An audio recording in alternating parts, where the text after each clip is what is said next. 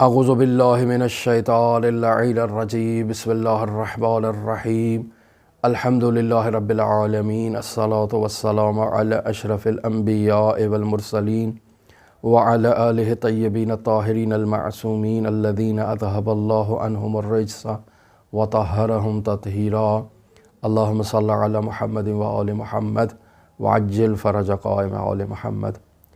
عزیزان محترم، شیعہ علماء فقہا کے حالات زندگی سے ایسے سبق آموز واقعات کو ہم آپ کی خدمت میں بیان کر رہے ہیں کہ ان واقعات سے انسان کو درس ملتا ہے، اور انسان اگر واقعاً توجہ کرے اور ان شخصیات کو جنہوں نے ائمہ معصومین علیہم السلام کو اپنا رول ماڈل قرار دیا، ان شخصیات کی زندگی کا مطالعہ کر کے انسان ان سے درس لے اور ان نمایاں اصولوں کو انتخاب کرے جن اصولوں کو انہوں نے ائمہ معصومین سے اخذ کر کے اپنی زندگی میں انہیں اپنایا ہے، تو انسان یقیناً ترقی کرے گا۔ مرحوم امام خمینی رحمۃ اللہ علیہ کے حالات زندگی میں یہ واقعہ ملتا ہے کہ جب انہیں ملک بدر کیا گیا، ترکی، نجف اور پھر فرانس، تو فرانس کا یہ واقعہ ہے کہ امام خمینی رحمۃ اللہ علیہ فرانس کے قوانین کا بہت احترام کیا کرتے تھے، اور حقیقت بھی ایسے ہی ہے۔ کوئی مسلمان، کوئی مومن جو ہے وہ قانون مدار ہوتا ہے، کبھی قانون کو اپنے پیروں تلے نہیں روندتا۔ فرانس کے قوانین میں ایک قانون یہ ہے کہ کوئی بھی شخص اپنے گھر میں جانور کو قربان نہیں کر سکتا اور ذبح نہیں کر سکتا۔ کسی نے بھی اگر کسی جانور کی قربانی کرنا ہے، بکرا ہے، گائے ہے، اونٹ ہے، کوئی بھی حیوان کی قربانی کرنا ہے، تو باقاعدہ وہ مذبح خانہ جو حکومت نے بنا رکھے ہیں وہاں پر لے جائے اور اپنی نگرانی میں اسلامی اصولوں کے مطابق وہاں ذبح کروا لے، یعنی خود جا کر وہاں نگرانی کرے، لیکن گھر میں اس کو ذبح نہیں کر سکتا۔ اب کون زحمت کرے کہ حیوان کو خریداری کرے اور پھر وہاں پر لے جائے اور اس کو ذبح کرے؟ لہٰذا مارکیٹ میں جو باقاعدہ حلال پروڈکٹ کے عنوان سے گوشت ملتا ہے، انسان اس کو استعمال کر لیتا ہے، یہ اس کے لیے آسان ہوتا ہے۔ اور وہ افراد کہ جنہیں معلوم نہیں ہے کہ یہ گوشت حلال ہے یا حرام ہے، وہ احتیاط کرتے ہیں۔ تو امام خمینی رحمۃ اللہ علیہ فرانس میں گوشت استعمال نہیں کرتے تھے، چونکہ معلوم نہیں تھا کہ یہ گوشت کیسا ہے۔ ایک مومن جسے بہت ہی خیال تھا امام خمینی رحمۃ اللہ علیہ کا، وہ ایک روز اپنے گھر ایک حیوان کو لے جاتا ہے، اس کو ذبح کرتا ہے اسلامی اصولوں کے مطابق، اور اس کا گوشت لے کر آتا ہے امام خمینی رحمۃ اللہ علیہ کی خدمت میں کہ یہ میں نے آپ کے لیے لے کر آیا ہوں، اسے آپ اطمینان کے ساتھ کہ یہ حلال گوشت ہے، اسے آپ کھائیں اور اپنی جان بنائیں۔ امام خمینی رحمۃ اللہ علیہ اس گوشت کو دیکھنے کے بعد سوال کرتے ہیں کہ یہ گوشت تم کہاں سے لائے ہو؟ تو بڑے فخر سے بیان کرتا ہے کہ قبلہ و کعبہ، میں نے خود اپنے ہاتھوں سے اس حیوان کو ذبح کیا ہے۔ سوال کرتے ہیں کہ یقیناً تم نے اسے گھر میں ذبح کیا ہوگا؟ کہا جی ہاں۔ تو کہا کہ اس کو میرے پاس سے اٹھا کر لے جاؤ، میں اس کا ایک قطرہ بھی اور ایک ذرہ چھوٹا سا حصہ بھی استعمال نہیں کروں گا۔ سوال کیا کہ کیوں؟ کہا کہ تم نے فرانس کے قوانین کو پامال کیا ہے۔ فرانس کے قوانین کہتے ہیں کہ کوئی بھی شخص اپنے گھر میں حیوان کو ذبح نہیں کر سکتا۔ تمہاری ذمہ داری تھی کہ تم اسے مذبح خانہ میں لے کر جاتے۔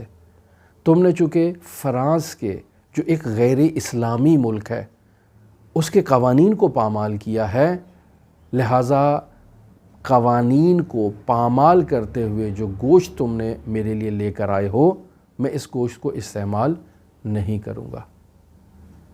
در واقع امام خمینی رحمۃ اللہ علیہ اپنی زندگی میں اس بات کا درس دینا چاہتے ہیں کہ ہم جتنی بھی سٹرگل کر رہے ہیں، جتنی بھی جد و جہد کر رہے ہیں ولایت فقیہ کے عنوان سے، یہ سب باقاعدہ اسی لیے تو ہے کہ اسلامی قوانین کو اجرا کیا جائے، باقاعدہ اسلامی قوانین پر عملداری ہو۔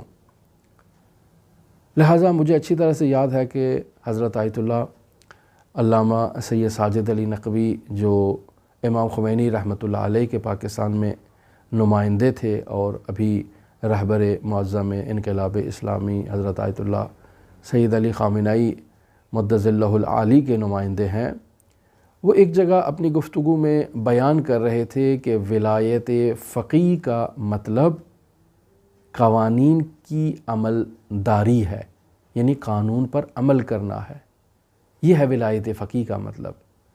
اگر آپ اسلامی قوانین کو پاس کر لیتے ہیں، اسلامی پارلیمنٹ سے پاس کر لیتے ہیں، تمام فلٹروں سے گزار کے یہ فائنل ہو جاتا ہے کہ یہ قانون اسلامی قانون ہے، اور آپ اس قانون پر عمل نہیں کرتے، تو گویا کہ آپ نے ولایت فقیہ یعنی فقیہ کی جو ولایت ہے اس کو پامال کر دیا ہے۔ فقیہ کی ولایت کیا ہے؟ فقیہ کی ولایت یہی ہے کہ قوانین کو استخراج کرے اسلامی متون سے اور پھر انہیں مرحلہ اجرا پر اور مرحلہ عمل تک لاگو کرے۔ فقط قانون کو ثابت کر دینا، قانون کو استخراج کر لینا، اسے کتابوں میں لکھ دینا، یہ ولایت فقیہ نہیں ہے، بلکہ اس قانون پر عمل داری کروانا یہ فقیہ کا کام ہے۔ تو ولایت فقیہ کا مطلب ہے قانون پر عمل داری کروانا، اور جو انسان قانون کو اپنے پیروں تلے رون دے وہ شخص کبھی بھی ولایت فقیہ کا، نظریہ ولایت فقیہ کا معتقد نہیں ہو سکتا ہے۔ لہٰذا یہاں ہم لوگوں کی پہلے بنیادی طور پر یہ ذمہ داری عائد ہوتی ہے کہ ہم اپنے علماء کا ساتھ دیں کہ وہ اسلامی ریاست میں اسلامی تعلیمات اور اسلامی قواعد و ضوابط کے مطابق قانون کی جو تدوین ہے اس میں اپنا کردار ادا کرے، یعنی قانون پاس کرنے میں علماء کا کردار ہونا چاہیے، علماء کی نظر ہونی چاہیے۔ پارلیمنٹ سے کوئی بھی قانون پاس ہو رہا ہے تو اس قانون کو پاس ہونے سے پہلے علماء کے پاس آنا چاہیے، اور علماء اس کے اسلامی ہونے یا نہ ہونے کے بارے میں اپنی رائے دے۔ اور جب قانون پاس ہو جاتا ہے اسلامی پارلیمنٹ سے اور باقاعدہ وہ مرحلہ اجرا پر آ جاتا ہے اور اب اس پر عملداری کا وقت ہے، تو اب بغیر کسی چون چرا کے معاشرے کے ہر فرد کو چاہیے کہ اس پر سر تسلیم خم کرے اور اس قانون پر عمل کرے۔ لیکن ہم اگر علماء کا ساتھ نہیں دیں گے کہ وہ اپنا کردار ادا کر سکیں، علماء کی پشت خالی کریں گے، علماء کو کمزور کریں گے، علماء کی کردار کشی کریں گے، تو نتیجہ یہ نکلے گا کہ وہ کمزور سے کمزور تر ہوتے جائیں گے، اور حکومتیں قوانین کی تدوین میں علماء کی رائے نہیں لیں گی۔ اس کا نتیجہ یہی نکلے گا کہ وہ جو قوانین بھی بنائیں گے وہ غیر اسلامی بھی ہو سکتے ہیں، غیر شرعی بھی ہو سکتے ہیں، غیر انسانی بھی ہو سکتے ہیں۔ لہٰذا یہاں عوام کی ذمہ داری ہے اور علماء کی بھی ذمہ داری ہے، اسی کا نام ہے ولایت فقیہ۔ اب آپ دیکھیں ہمارے وطن عزیز پاکستان میں سب کو معلوم ہے کہ آیت اللہ علامہ سید ساجد علی نقوی ولی فقیہ کے نمائندے ہیں، لیکن اس کے باوجود مدعیان ولایت فقیہ کا پرچار کر رہے ہیں اور ولی فقیہ کے نمائندے کو کمزور سے کمزور تر کرتے جاتے ہیں اور اپنی طاقت میں اضافہ کرتے جاتے ہیں۔ نتیجہ کیا نکلتا ہے کہ جب بھی حکومت نے کوئی قانون پاس کرنا ہوتا ہے، نہ ان کی رائے لی جاتی ہے اور نہ ہی ان کی رائے کو محترم شمار کیا جاتا ہے۔ کیوں؟ چونکہ حکومت کو معلوم ہے کہ تقسیم کرو اور حکومت کرو، یہ بہترین فارمولہ ہے۔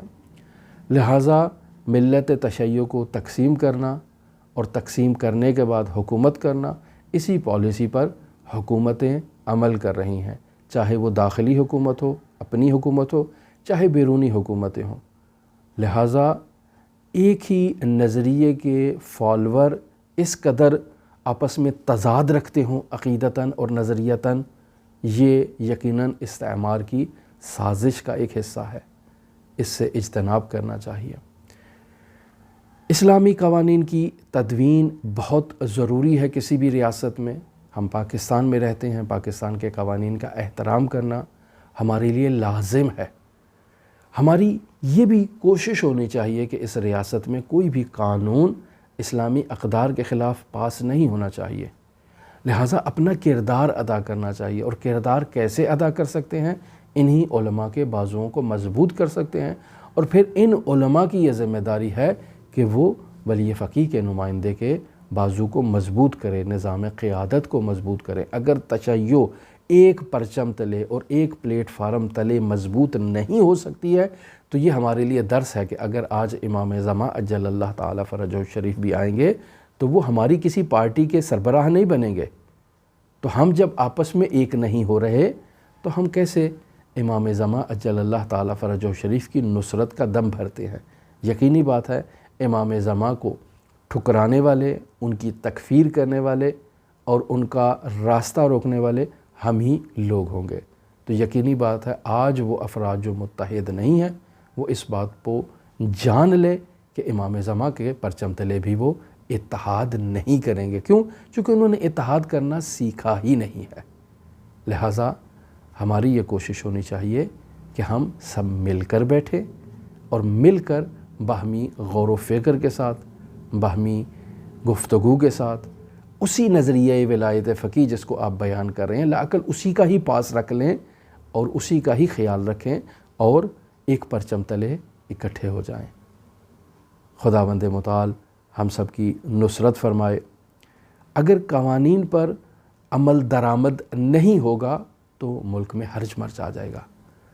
ہر کوئی اپنی مرضی سے قانون کی تشریح کرے گا، اپنی مرضی سے قانون پر جو ہے وہ اس کو پیروں تلے روند کر ملک کے نظام کو درہم برہم کرے گا، اور جب ملک کا نظام درہم برہم ہو جائے گا تو یہ جملہ آپ نے سنا ہوگا کہ اس ملک میں جنگل کا قانون ہے، اور حقیقت بھی اسی طرح سے ہے۔ کیوں؟ چونکہ قانون پر عمل نہیں ہو رہا۔ تو امام خمینی رحمۃ اللہ علیہ کی تعلیمات میں جو انہوں نے ائمہ معصومین علیہ الصلوۃ والسلام سے اخذ کی وہ ہے قانون پر عملداری کرنا۔